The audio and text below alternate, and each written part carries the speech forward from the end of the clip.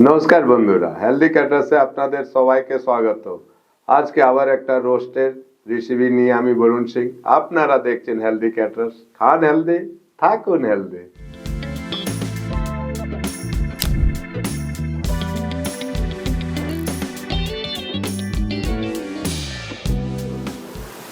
বন্ধুরা, আজকে বানাবো পমফ্লেট তন্দুর। ওটাও আবার আমার স্টাইলে। অনেক লোক অনেক রকম বানান, কিন্তু আমি নিজে ইভেন্ট স্টাইলে বানাবো।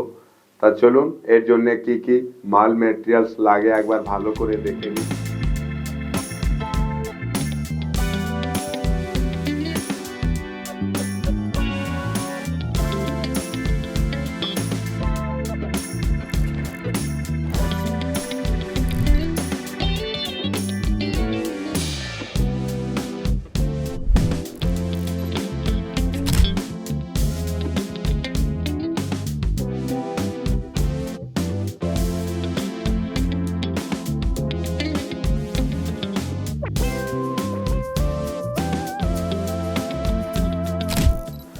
তন্দুর তো বেশি কাঠের জালে হয়, বা আমরা ইভেন্টে বড় বড় ভাটিতে করি, কিন্তু এটা সবাই করে বাড়ি বাড়ি খেতে পারে।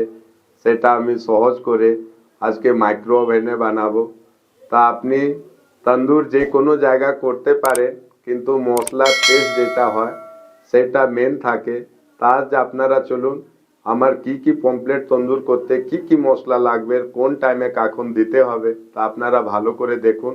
অনেক রকম তন্দুর আপনি এই মশলাতে বানিয়ে খেতে পারবেন। তো তন্দুর করার জন্য যে সব থেকে স্মোক ফ্লেভার আসে সেটা হচ্ছে বেসন। তাইকে জোয়ান দিয়ে শুকনো কড়াতে আগে আমি ভেজে নেব। 1 কেজি পমফ্লেট তন্দুর আছে, তার জন্য 100 গ্রাম বেসন, বেসনের সাথে জোয়ানটা দিয়ে দেবো।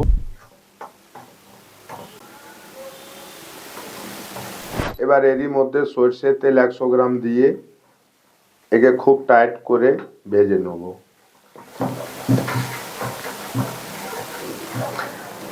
এটা খুব সুন্দর করে ভাজা হয়ে গেলে পমফ্লেট মাছে খুব সুন্দর করে মশলাটা ধরে থাকবে, জল কাটবে না।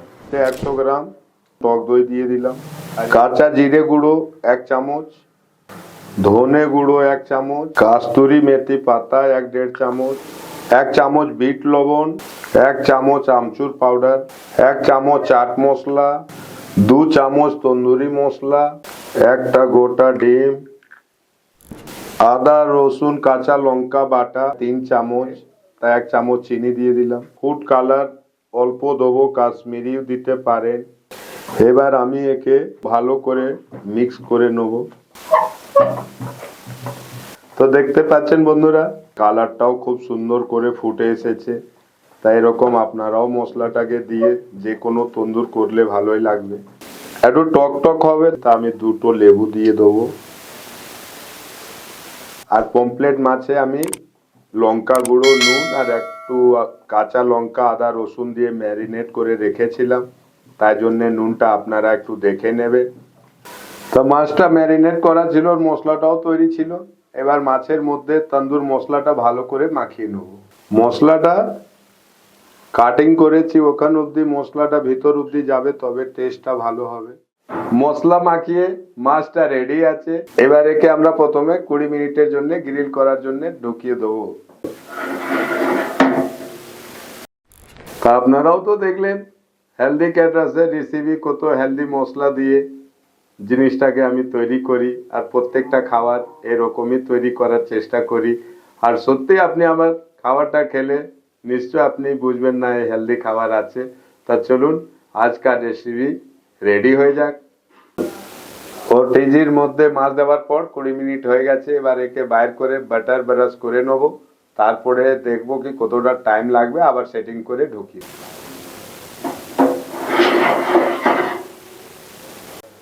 এবার হালকা করে বাটার এর মধ্যে লাগিয়ে দেবো।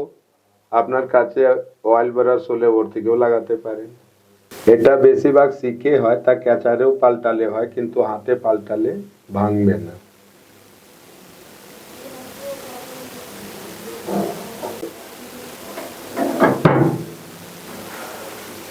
কুড়ি মিনিটের জন্য আবার আমি টাইম সেটিং করে দেবো, আর 20 মিনিট হলে আজকাল আমার রেসিপি কমপ্লিট হয়ে যাবে। তা আজকার আমার রেসিপি কমপ্লিট হয়ে গেছে। তো চলুন আপনাদেরকেও বাইর করে দেখাচ্ছি আজকার আমার পমফ্লেট তন্দুর ওটিজিতে কি সুন্দর করে তৈরি করব।